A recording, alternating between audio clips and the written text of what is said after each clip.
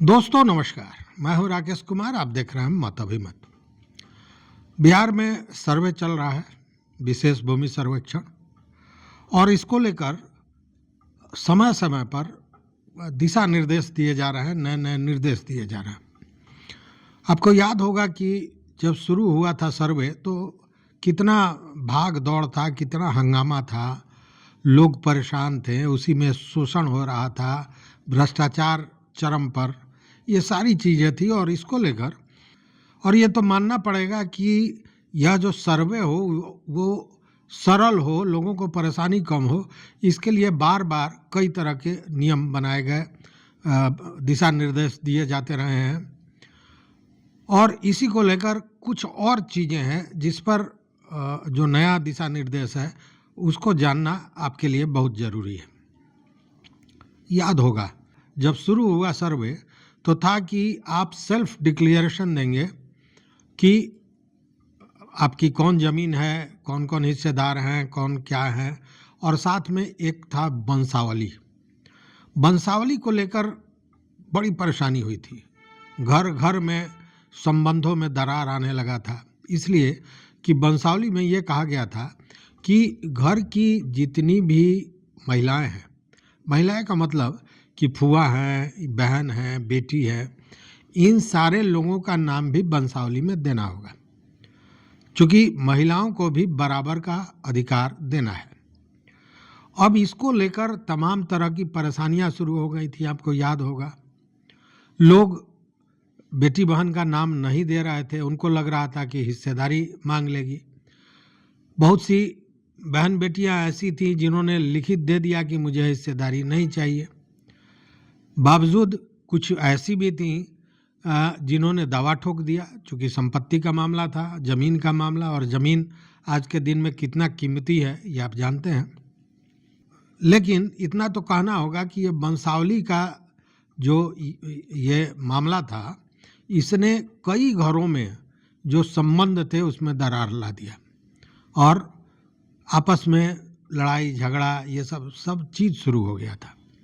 लेकिन आपको फिर बता दें कि कुछ जो नया दिशा निर्देश दिया गया है वंशावली को लेकर, महिलाओं को लेकर खासकर, उसके बारे में तो देखिए है क्या कि पूर्व की तरह वंशावली में घर की महिलाओं का नाम देना आवश्यक है। मतलब कि जो वंशावली बनाते हैं, अगर आपके पिता की बहन है, मतलब फूआ है, तो उनका नाम देना है, आपकी बहन है तो उनका नाम देना है, और उसके नीचे भी अगर आप ज़मीन का बंटवारा कर रहे हैं, संपत्ति का बंटवारा कर रहे हैं, तो बेटियों का नाम देना है, ये सब नाम देना है, और ये आवश्यक है। लेकिन कुछ बिंदु ऐसे हैं जिसका जानना भी आपके लिए अत्यंत आवश्यक है। जैसे पूर्व में भी था और अब भी है कि अगर कोई वंशावली में नाम जिसका दिया गया है वो महिला, वो चाहे कोई भी हो, फूआ हो, बहन हो, बेटी हो, अगर उसने शपथ पत्र देकर उसमें हिस्सेदारी का दावा खारिज कर दिया, मतलब वो कह रही है कि मुझे इस संपत्ति में हिस्सा नहीं चाहिए, उस स्थिति में उसका नाम जो हिस्सेदार होंगे उसमें नहीं चढ़ाया जाएगा। मतलब कि अगर शपथ पत्र देकर उसने उस जमीन को लेने से इनकार कर दिया स्वेच्छा से, उस स्थिति में वो उसकी हिस्सेदार नहीं होगी, मतलब कि हिस्सेदारी में उसका नाम नहीं होगा, उसके नाम से कोई संपत्ति नहीं होगी। तो ये तो पहले भी था, लेकिन एक और इसमें नया चीज़ जुड़ा। नया चीज़ ये कि अगर किसी सक्षम न्यायालय ने अगर बंटवारा कर दिया है, मतलब आप मान कैसे चलिए ना कि बाबा ने एक बंटवारा किया और बाबा ने वो बंटवारा करके न्यायालय से करवाया, सक्षम न्यायालय से बंटवारा हुआ, और उसमें पिताजी का नाम आ गया, आपके चाचा जी का नाम आ गया, लेकिन फूआ का नाम नहीं आया। लेकिन वंशावली में तो फूआ का नाम आप दे रहे हैं। तो उस स्थिति में अगर सक्षम न्यायालय ने में बंटवारा हुआ है और उसमें घर की बेटी, फूआ, बहन या किसी महिला का नाम नहीं है, तो वो हिस्सेदार की हकदार नहीं होगी, मतलब वो हिस्सेदार नहीं बनेगी। चूंकि वो कोर्ट का फैसला है और वो बंटवारा कोर्ट ने किया है, और कोर्ट ने अगर उस महिला की हिस्सेदारी नहीं दी है तो वो हिस्सेदार नहीं बनेगी। इस सर्वे टीम में भी उसका नाम हिस्सेदारों के कॉलम में नहीं होगा। इसके अलावा एक चीज और है, वह भी जानना आवश्यक है। बहुत लोग वसीयत करते हैं, और वसीयत में अगर वसीयतकर्ता ने अपनी अर्जित भूमि का, अपने जो उसने अर्जन किया है, खुद कमाया है, वैसे भूमि का वो वसीयतनामा करता है, और वसीयतनामा में केवल अपने बेटों को दे देता है या बेटा को दे देता है, उस स्थिति में बेटियों का हक उस संपत्ति पर नहीं होगा। मतलब वसीयत करके उसने इच्छा जाहिर कर दी कि हमारे संपत्ति का वारिस हमारे बाद फला व्यक्ति होगा, तो वो वही होगा, उसमें किसी को ऐड नहीं जोड़ा नहीं जा सकता है, ऐड नहीं किया जा सकता है। मतलब कि उस घर की बेटी या बहन जो होगी वो उस संपत्ति के हिस्सेदार नहीं बनेगी। तो ये 3 तरीके हैं या ये 3 परिस्थितियां हैं जिसमें बेटियों को, बहन को या फुआ को, जो भी वंशावली में नाम है, अगर इस 3 परिस्थितियों के तहत आती हैं तो उनको हिस्सा नहीं मिलेगा।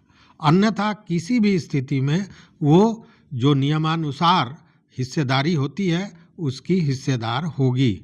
मतलब कि जो नियम है बेटियों को हिस्सा देने का, बराबरी का, हकदार का, तो वो हकदार वो होगी, हिस्सा लेने की हकदार होगी। लेकिन अगर ये 3 परिस्थितियां होती हैं, उस स्थिति में बेटियों को हिस्सा नहीं देना है। तो एक तो ये मामला है। अब दूसरे मामले पर आइए। एक और जो दिशा निर्देश दिया गया है नया, जो आपके लिए जानना भी जरूरी है, वो ये है कि 1 जनवरी 1946 को क्या हुआ था, तो जमींदारी प्रथा का समापन हुआ था, समाप्त किया गया था।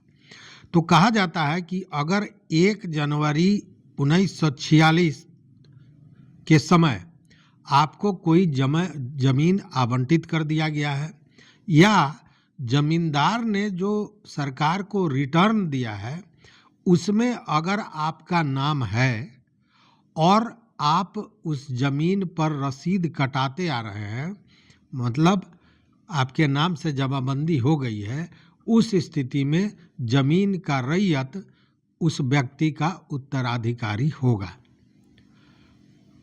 फिर समझ लीजिए, जब जमींदारी प्रथा समाप्त हुआ 1 जनवरी 1946, उस समय तक अगर आपको कोई जमीन आवंटित हुआ है या जमींदार ने रिटर्न फाइल दिया है जिसमें आपका नाम है और आप उस पर रसीद कटा रहे हैं, तो जो भी उसका उत्तराधिकारी होगा उसको रैयत माना जाएगा और सर्वे में उसका नाम होगा। दूसरा एक और बड़ा महत्वपूर्ण है, और यह मामला है गरमजरुआ जमीन से जुड़ा हुआ। देखिए, गरमजरुआ जमीन पर अमूमन यह माना जाता है कि उस पर खरीद बिक्री नहीं होती है और उसमें जबरन कोई आके चाहे कि हम ले लें, तो ऐसा संभव नहीं है। लेकिन दिशा निर्देश एक और आया है गरमजरुआ के बारे में कि कोई गरमजरुआ जमीन अगर उसका कोई हुक्मनामा 1 जनवरी 1946 के पहले का है, मतलब जमींदारी प्रथा समाप्त हुआ उसके पूर्व उसको जमींदार ने किसी हुक्मनामा से जमीन दे दिया है, उस स्थिति में अगर उस जमीन पर वो दाखिल कब्जा उस व्यक्ति का है, तो रैयत वो माना जाएगा, उसकी रैयती जमीन वो होगी। एक और स्थिति बन सकती है कि आप किसी जमीन पर दाखिल हैं, मतलब आपका कब्जा है, आप उस जमीन पर खेती कर रहे हैं या जो भी कर रहे हैं, जमीन आपके पास है, लेकिन बंदोबस्ती की कागज आपके पास नहीं है। मतलब वो जमीन कब बंदोबस्त आपको हुआ, इससे संबंधित कोई दस्तावेज आपके पास नहीं है। उस स्थिति में और जमीन पर आप काबिज हैं तो उस स्थिति में सक्षम प्राधिकार द्वारा जांच किया जाएगा। मतलब कि इन मामलों से जुड़े चीज़ों के निस्तारण के लिए जो प्राधिकार बनाया जाता है उस प्राधिकार द्वारा या DCLR द्वारा इसकी जांच की जाएगी और जांच में अगर सत्यता पाई गई उस स्थिति में आपके नाम से वो ज़मीन किया जा सकेगा। लेकिन यह डिपेंड करता है उस जांच पर कि जांच पर वो कितना सत्य पाया जाता है और उसी के आधार पर यह दिया जाएगा।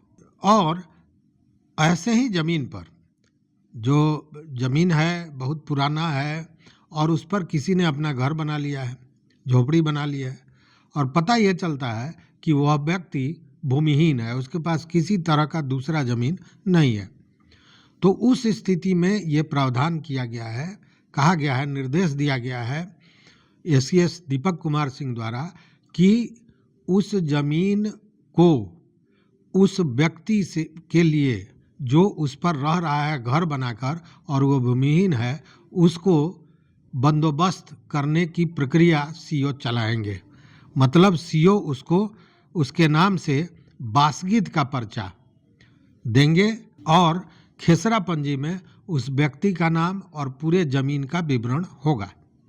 मतलब ये उन लोगों के लिए है जो भूमिहीन है, उनके पास कोई ज़मीन नहीं है, किसी ज़मीन पर गरमजोरा किसी ज़मीन कोई था जिस पर उसने घर बना लिया, तो उस स्थिति में यह कहा गया है कि जो CO होगा, जो अंचलाधिकारी होगा, वह उस ज़मीन को उस व्यक्ति के नाम से बासगीत का पर्चा देगा और उसका नाम और पूरा विवरण खेसरा पंजी में वो अंकित करेगा। इसके साथ एक बात बार बार उठ रहा है कि कोई कागजात नहीं है, सब कागजात नष्ट हो गया, तब क्या होगा? तो इसमें यह भी कहा गया है कि जिसके पास कोई कागजात नहीं है उसको भी लाभ दिया जाएगा और वो ज़मीन उसके नाम से की जा सकती है, उसके नाम पर चढ़ सकता है, लेकिन वो जो रैयती ज़मीन है उस पर उस व्यक्ति का दखल कब्जा होना चाहिए। दखल कब्जा अगर उसके पास है, दस्तावेज नहीं भी है, उस स्थिति में भी उसको ज़मीन दिया जाएगा। इन सारे चीज़ों को लेकर जो हमने बताया, इसको लेकर राजस्व विभाग के जो ACS हैं दीपक कुमार सिंह, इन्होंने सभी ज़िले के पदाधिकारियों को यह निर्देश दिया है कि इस हिसाब से, मतलब ये नाम चढ़ाने ही की बात है ना कि आपका ज़मीन आपके नाम से चढ़े सर्वे में, तो अगर ऐसी परिस्थितियाँ आती हैं तो क्या निर्णय लेना है वो दिशा निर्देश दिया है। और ये दिशा निर्देश आप सबों के जानने के लिए भी आवश्यक है कि अगर आपके पास वैसा कोई ज़मीन है जिस पर आपने घर बना लिया है, घर में जरुआ है, आप भूमिहीन है, कोई दूसरा ज़मीन नहीं है आपके पास, तो आपको बासगीत का पर्चा मिलेगा।